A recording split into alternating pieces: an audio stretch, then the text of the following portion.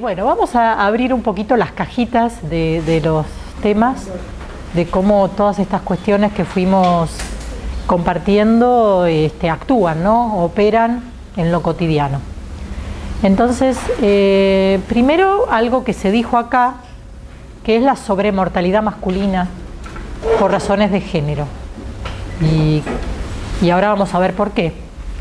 En la mayoría de las sociedades como las nuestras, los varones tienen una expectativa de vida de 7 años menos que las mujeres.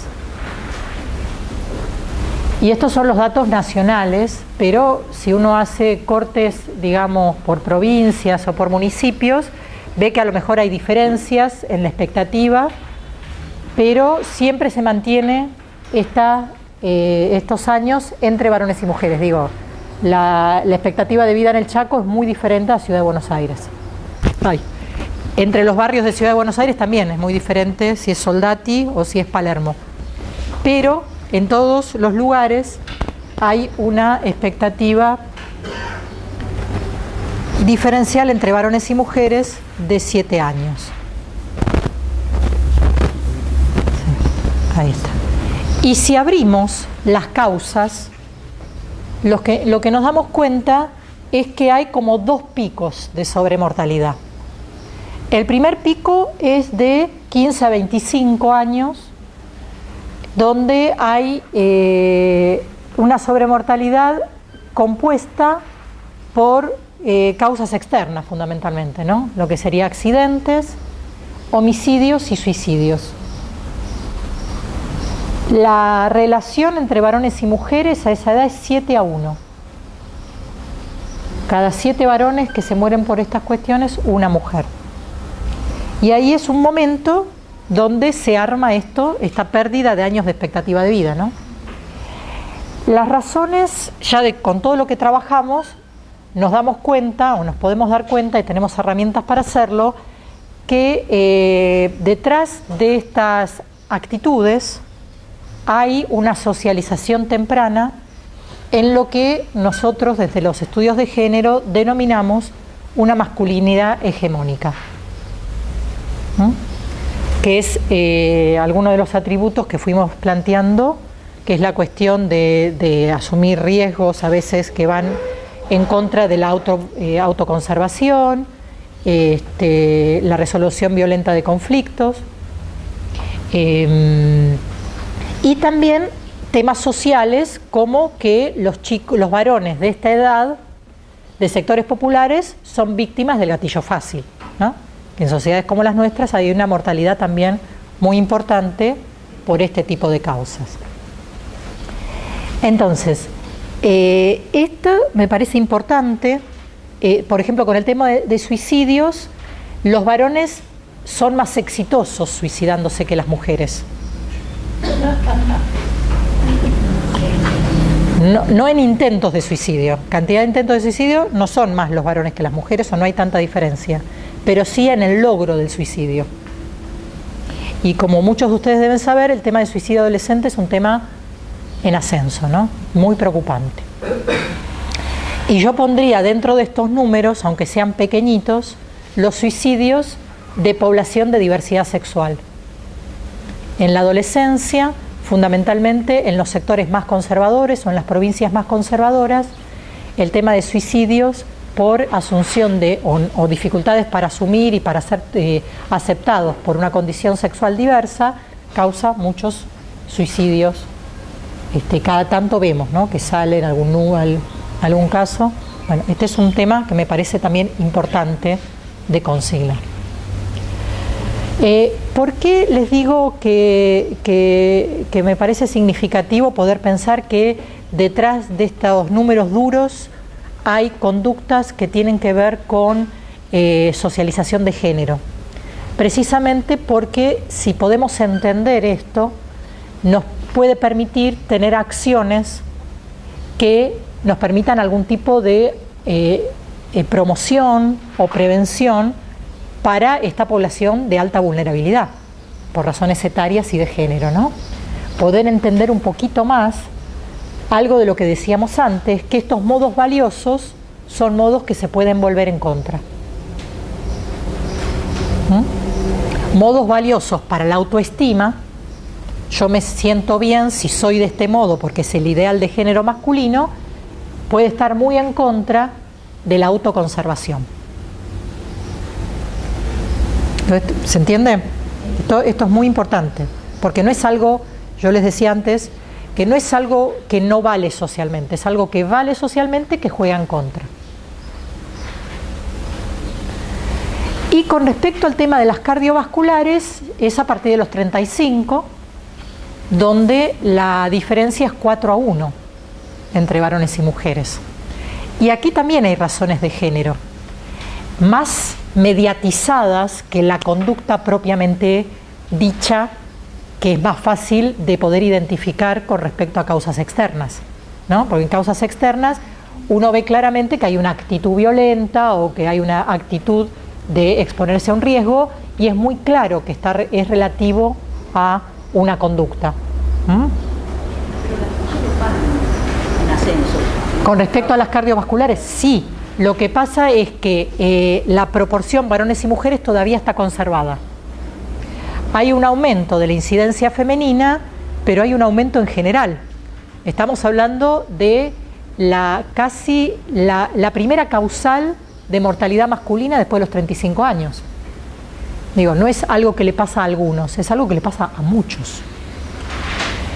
Y en todo caso, si podemos, esto ha sido mi tema de tesis de doctorado, con lo cual yo he trabajado y sigo trabajando en este tema mucho, es un tipo de problemática de salud que tiene que ver con los modos de vida, por decirlo muy médico-social, con el capitalismo, digamos, ¿no?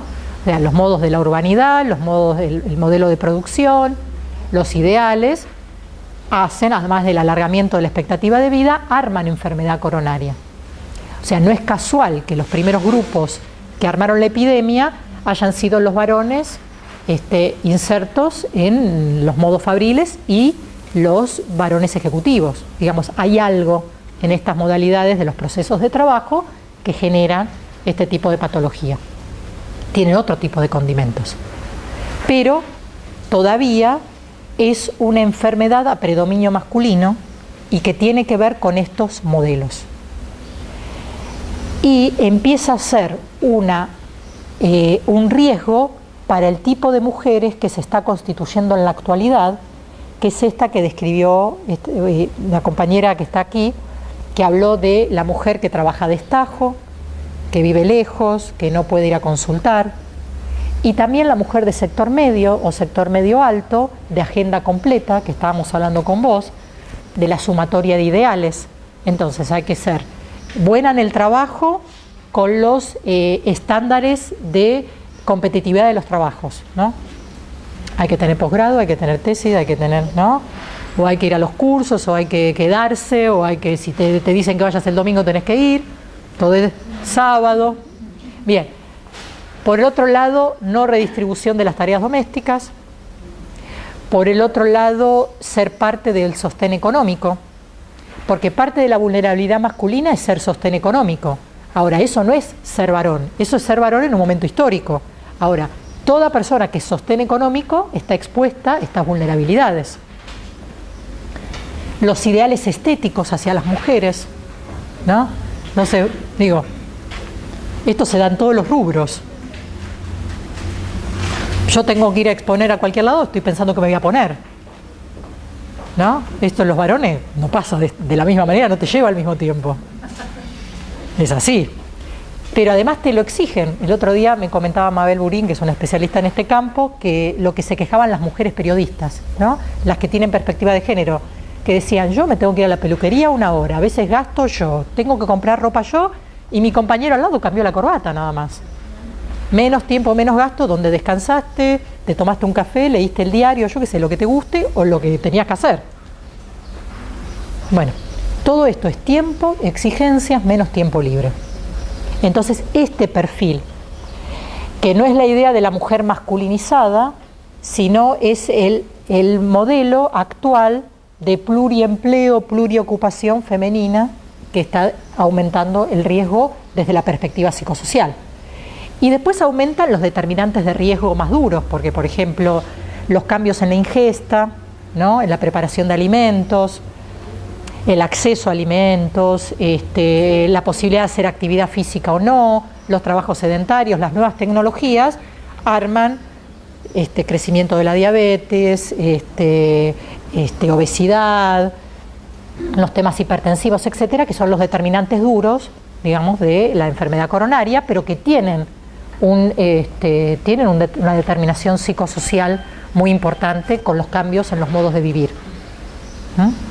Entonces todo esto arma, y en la enfermedad coronaria se da algo que es interesante para poder ver cómo opera el paradigma de la equidad de género, que es una enfermedad en la determinación del riesgo más inequitativa para los varones. O sea, los varones tienen más riesgo de enfermedad coronaria, las masculinidades actuales, ¿no? No sabemos qué va a pasar en 100 años, pero hoy por hoy es así, pero al mismo tiempo las mujeres tenemos más inequidad en la calidad de la atención. Un mismo tipo de problema en salud genera dos inequidades de género diferentes. Y la inequidad en la calidad de la atención en enfermedades coronarias hacia las mujeres es la siguiente: que las mujeres llegamos tarde. Llegamos tarde a la consulta precoz porque no nos pensamos grupos de riesgo. Entonces no hay instalación de la idea que es un tema que nos puede pasar también a nosotras. Esto es por un lado. Por el otro lado, la forma de presentación de la enfermedad coronaria típica en mujeres no es la típica descripta, que es la para varones, que es el grupo más extendido, ¿no? Es el tema de la oveja negra. ¿Qué pasa cuando vos te enfermas de un modo que no es el grupo de mayor incidencia? Y hasta ahora, que empieza a haber sensibilidad, una menor visibilidad de que ese es el modo típico femenino. ¿Y cómo se está asociado con otros síntomas? No es el dolor más claro de pecho, son dolores más periféricos. Se confunde más con un problema digestivo. Entonces... Pero también desde el sector salud, ¿no? Que si viene una mujer con un dolor o algo que no es típico, lo primero que se piensa, es un tema. Exactamente. Sí, claro. Es así, ¿no? Es como explica, a ver, tocadas y que duele, es una condritis, porque está nerviosa, dale una benzodiazepina. Bien, entonces acá me preguntan algo que lo voy a explicar. Entonces, tal cual, es la poca percepción de que somos grupo de riesgo. Por el otro lado, el subregistro del sector salud, la idea de que, y ahí todo el paradigma, ¿no? Que todavía es un paradigma que lo biológico es lo real, lo psicológico es lo irreal, lo social es lo irreal. Por el otro lado, las mujeres somos más psicológicas que los varones, por lo tanto más irreales, porque puede ser psicológico, lo psicológico determina muchas cosas, ¿no? Entonces, digo, es muy real, pero hay una idea de que no es tan real. Entonces, aun cuando hay consenso en que el estrés, que es la manera de pensar lo psicosocial, es un determinante de riesgo coronario tan importante como la diabetes, el colesterol, la hipertensión, el sobrepeso, etc.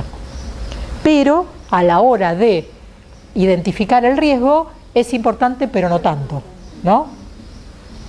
Entonces, en ese sentido, la mayoría de las mujeres que yo he entrevistado que tenían un síndrome coronario agudo, de hecho las entrevisté después, el primer diagnóstico no había sido ese y las habían mandado a la casa. Y entonces cuando llegaron tarde, pero no por ellas solamente, sino porque se las reenvió y no se pudo actuar tempranamente. De todos modos, hay mayor sensibilidad con respecto a esto. Por lo menos desde cuando yo empecé a trabajar la temática en el 98. Ha cambiado bastante, para bien en ese sentido. Pero todavía subsiste y todavía hay casos donde esto pasa, y en las mejores instituciones, instituciones con servicio de cardiología de alto nivel, pasa todo el tiempo estas cuestiones. También pasa el subregistro femenino. Me acuerdo una de las cardiólogas con las cuales trabajamos, traía el caso de una paciente de ella que empezó con el dolor fuerte, esa noche tenía una cena, recibió a los invitados y al otro día fue a consultar con un infarto en curso terrible. ¿no? Este ser para el otro, ¿no? O sea, hay que pensarlo como una cadena que arma después este tipo de cuestiones. Bien. Por lo tanto, ya que nos metimos en este tema, les cuento que parte de lo que estamos promoviendo es que, retomando lo que ustedes decían antes, sé valiente o sé macho, no sé qué, vacunate, que no sirve para nada, la idea es salir con mensajes preventivos que reflejen la realidad, ¿no? Las dificultades, que este también es un problema tuyo, cómo puede empezar, todo este tipo de cuestiones, y si te mandan a tu casa, insistí, ¿no? Esta cuestión, no acates, no obedezcas tanto. Cuando hay como, también es como una cultura somática diferente o cultural diferente. O sea, a mí me pasa cuando estoy entrevistando a mujeres en la villa y le pregunto, bueno, ¿tuviste algún problema en el embarazo? Y me dicen no. La primera respuesta es no. Y cuando empiezo a preguntarle hipertensión o presión alta, diabetes, tuberculosis, enfermedad de transmisión sexual, te empiezan a decir muchísimas que sí a un montón. Pero la primera pregunta, ¿tuviste algún problema? Y no es problema todo lo que le pasó durante el embarazo. Bueno, es eso que estábamos hablando antes. Estar muy jodido hace que vos te acostumbres, digamos. Estás acostumbrada a que tu vida normal es todo eso. Entonces no te pasó nada. Nada diferente, ¿no? Bien. Entonces, bien, esto, ¿sí? Esto con respecto a la mortalidad. La sobrevida de las mujeres, acá me hablaban del tema de las viudas, ¿no? El tema de las viudas es un tema importante, porque una colega con la cual yo trabajé muchos años, Irene Meller, me decía que el tema de que el ideal de que las mujeres nos emparejemos con hombres más grandes te arma 20 años de viudez asegurada, porque los hombres se mueren antes. Y el tuyo tiene 10 años más, además. Entonces, digo, esto es un chiste de humor negro, pero bueno, se dan cuenta como la propaganda que tendría que ser al revés. El ideal tendría que ser las mujeres que vivimos más con hombres más jóvenes. Tiro ideas. Bueno, entonces, esto que dijimos, pasémosla bien, ¿no? Bueno, entonces, esta sobrevida de las mujeres se da con gran carga de discapacidad, ¿no? Fundamentalmente en todo lo que tiene que ver con la posibilidad ambulatoria. Esto tiene, por muchas razones, problemas de la alimentación, el tema de osteoporosis, también tiene que ver con cómo fue la ingesta, qué cuestiones no se fueron comiendo, por la cuestión de que no hay promoción de la actividad física para las mujeres. Si uno hace un corte y pregunta a las mujeres de diversos sectores si hacen actividad física, qué tipo de actividad física, se van a dar cuenta que las mujeres, después de que se van del colegio, no hacen, las que están escolarizadas, que los varones a lo mejor juegan un poquito al fútbol o hacen algo. Igual también hay una diferencia entre solteros y emparejados en varones, ¿no? También los varones de sectores más altos conservan el hábito de hacer sus deportes. De hecho, uno escucha una pareja que recién tuvo un bebé, él a la semana siguiente fue al fútbol, ella un mes sin salir de la casa. Digamos, esto pasa diferente según el sector social, pero también está una de las cuestiones, la no promoción de deportes colectivos en mujeres. Este es un tema muy serio porque el deporte colectivo es sociabilidad, es relación con el cuerpo de otra manera, te da una cultura muy particular. El fútbol es una metáfora para hablar de la vida, lo hacía Pichot Rivière, digamos. O sea, muy interesante para pensar desde ahí, y da una cuestión de armar equipo, armar espacio, que esto forma parte de la sociabilidad masculina porque se promueve y no de la femenina. Es un valor. De hecho, hay muchas mujeres ahora que juegan al fútbol y lo traen esto, ¿no? Lo traen como un valor, que quieren jugar fútbol por estas cuestiones.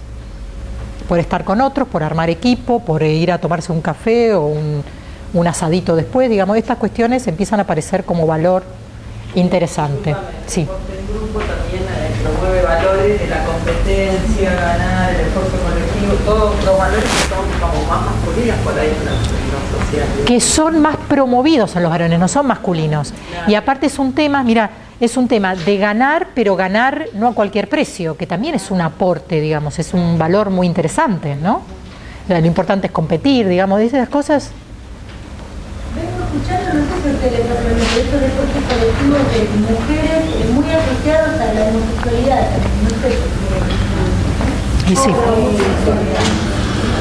Sí, pero la homosexualidad como problema. Bueno, y sí.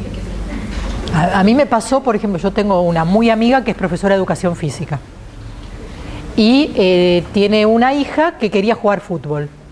Y yo en ese momento había escrito algunos artículos sobre mujeres y fútbol. Entonces la nena, la mamá no la dejaba, y no la dejaba por estas razones. Entonces ella me dijo, ni se te ocurra validarle que vaya a jugar fútbol. Yo no me metí.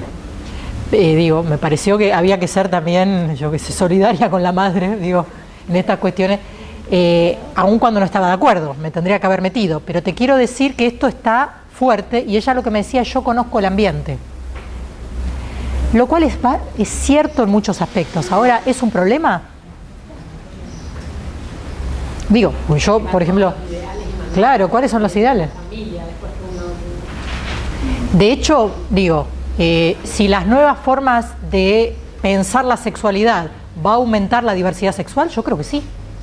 Porque parte de que haya más cantidad de heterosexuales que de diversos tiene que ver con el paradigma de la heteronormatividad. Digamos, si eso se cae, probablemente la gente haga cosas diferentes, no sabemos lo que va a pasar. ¿Sí? Pero digo, no es un mito. En algunos casos es un mito, en algunos casos no lo es.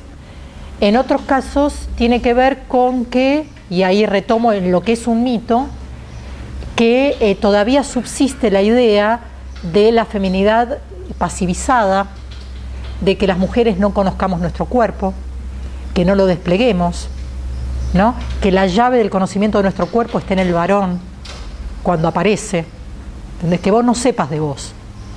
Entonces en este tema es que no seas una loca, digamos, porque no es solamente que no seas lesbiana, que no seas trola, digamos, todo, ¿sí? Entonces, lo digo así, pero digo, sí, la cuestión que no despliegues, no estés digamos, que el cuerpo esté cubierto o no. Ahora también hay una cuestión que muestres todo, pero nada tocas y nada sabés, porque también hay una hipersexualización del cuerpo de las niñas en este momento, pero como objeto, ¿no? El tema de la ropa que es de grandes, pero para niñas, digamos, toda una cuestión de una hipersexualización en este modelo. Y esto me parece muy importante porque es unas cosas, son parte del neoconservadurismo que hay en este momento. Que hay una vuelta incluso a los cumpleaños segregados por sexo, ¿no? El tema del spa de Barbies, el tema de las princesas, digamos, esto es muy fuerte, muy, muy fuerte. Y estamos volviendo atrás con respecto a lo que implicó la educación mixta, digamos, el compartir entre varones y mujeres. Digamos, no es un tema menor esto. Y hay quien dice que es una respuesta conservadora a la diversidad. Es lo que en términos del feminismo se llama backlash, que es la defensa que los sectores hegemónicos tienen para reciclarse y para impedir los avances, digamos, más hacia la aceptación y la diversidad. La peluquería es un buen lugar para ojear revistas.